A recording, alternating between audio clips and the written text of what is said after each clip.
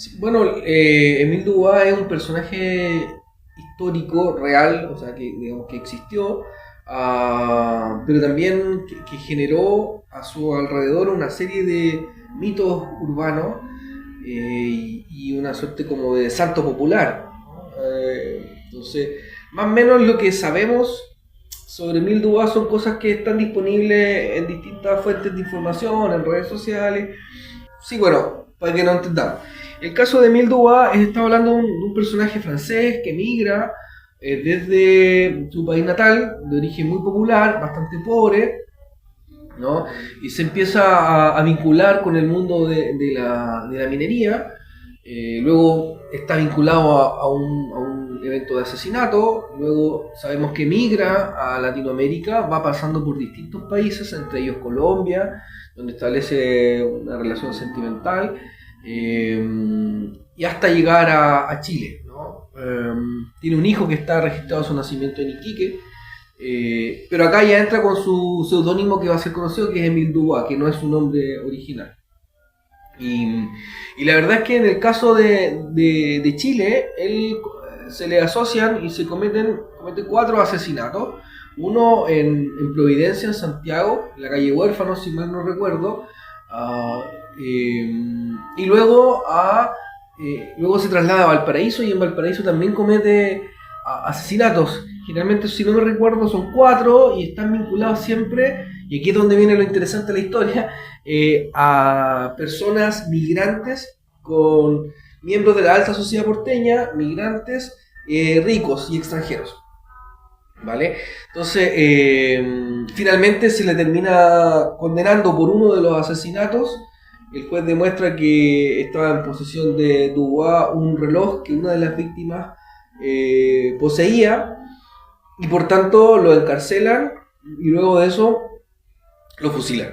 Uh, Aunque él nunca reconoció los crímenes que se le adjudicaban, digamos, ¿no?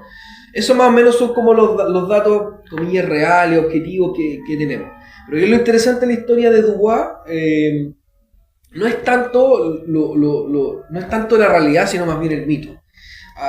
Y para eso, en el campo de la historiografía, de la historia social y de la historia cultural, hay un estudio bien famoso, bueno, son 2 en realidad, que realizó un gran historiador ya fallecido que se llamó Eric Hobsbawm, y que trabajaba el fenómeno de los bandidos. Hay un primer texto que es como rebeldes primitivos y luego bandidos, ¿no? Y un poco lo que señala Hobsbawm en esos libros, ¿no?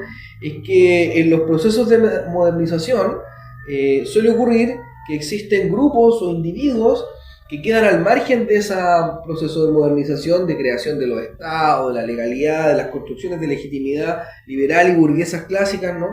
Y siguen operando con lógicas premodernas,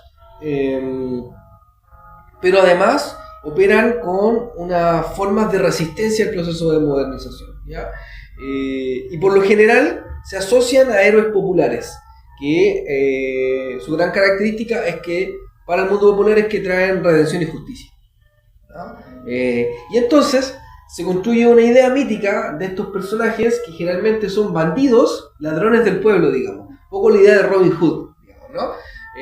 Que su gran característica, insisto, es que cometen delitos, pero está teñido por una suerte de justicia popular. ¿Te fijas?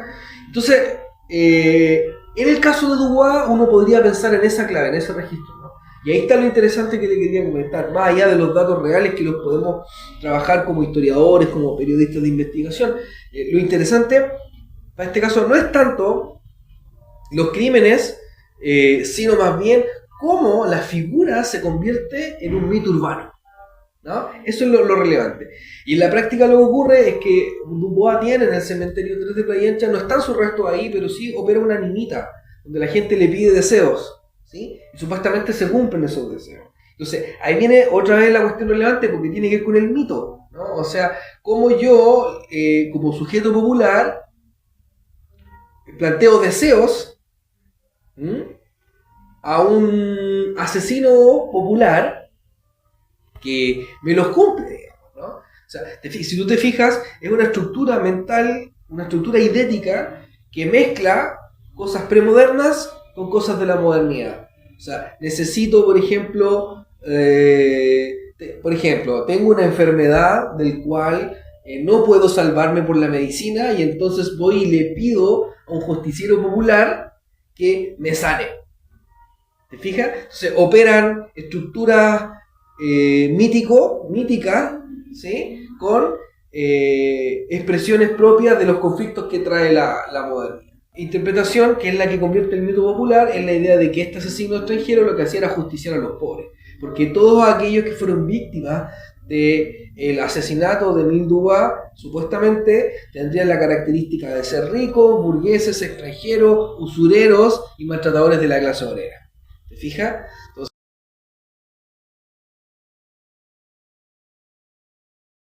yo creo que tiene una distinción con Émile Dubois, en el sentido que Émile Dubois presenta la idea del justiciero, porque está vinculado a asesinatos reales que ocurrieron, digamos, ¿no? Y en cambio Busca no tiene ese vínculo con la justicia. Pero sí hay una idea que uno puede vincular ambas cosas. Tú sabes, esto lo puedes encontrar en distintos medios, ¿no? La idea de Busca, ¿cuál es la trayectoria? Fíjate en la trayectoria, la misma. Migrante, extranjero, pobre, que llega a Chile. ¿Ya? Entonces fíjate, siempre los mitos populares, en el fondo, el santo viene de afuera, no de adentro. ¿Te fijas? Entonces, una primera cuestión. En segundo lugar, la idea de que llegando pobre, hace un pacto con el diablo, y ese pacto lo que le permitiría era acceder a riquezas. A cambio de que cuando él falleciera y su cuerpo tocase el suelo, entonces Satanás lo tomaría para sí, ¿no?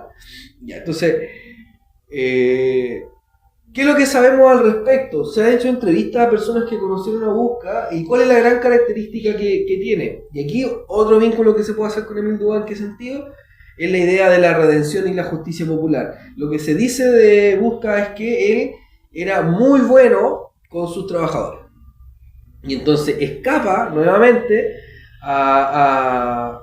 o lo que representa es esta relación nuevamente de justicia. Es decir, él es el verdadero patrón que efectivamente nos trata bien a nosotros como el mundo popular. Se le reconoce como un buen patrón, que apoyaba a sus trabajadores, que los ayudaba económicamente, que los trataba muy bien, algo que no era muy común en la época.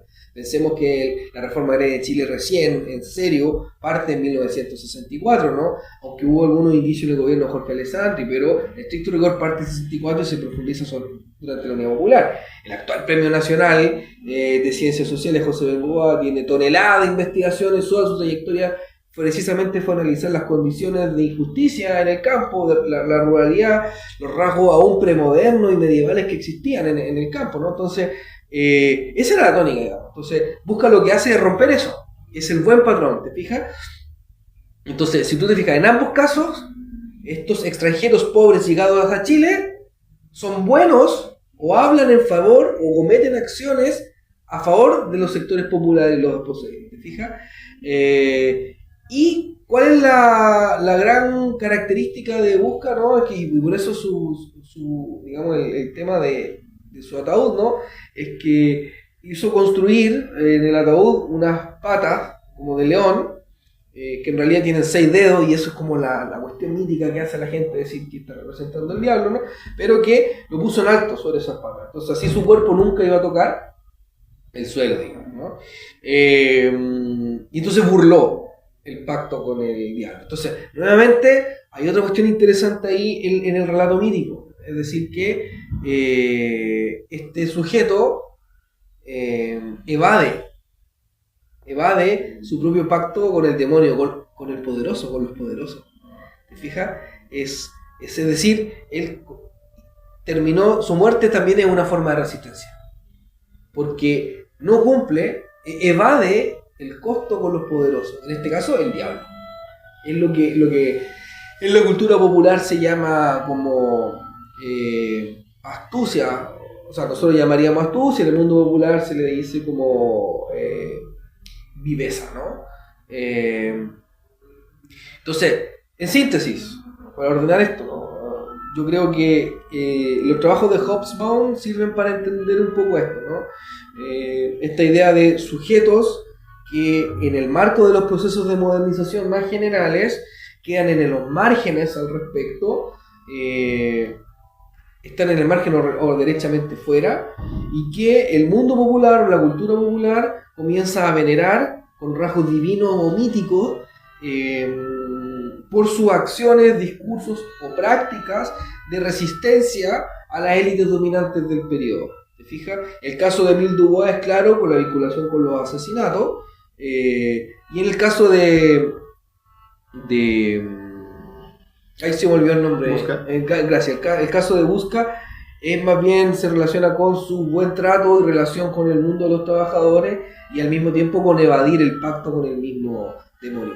Y con esto cierro. ¿Y qué es lo interesante de esto? Es que al calor de estos fenómenos se pueden ver rasgos, comillas, premodernos o rasgos míticos religiosos mezclados con procesos reales, empíricos y más bien propios del ciclo de la modernidad. Hay como un desajuste ahí, ¿no? Hay un choque de temporalidades distintas que juegan ahí. Hay un tiempo mítico en el mundo popular que lee a estos personajes, que lo interpreta, y hay un tiempo lineal, moderno, burgués si tú quieres, propio de la modernidad que va avanzando con la sociedad, ¿no? Ese juego, diría.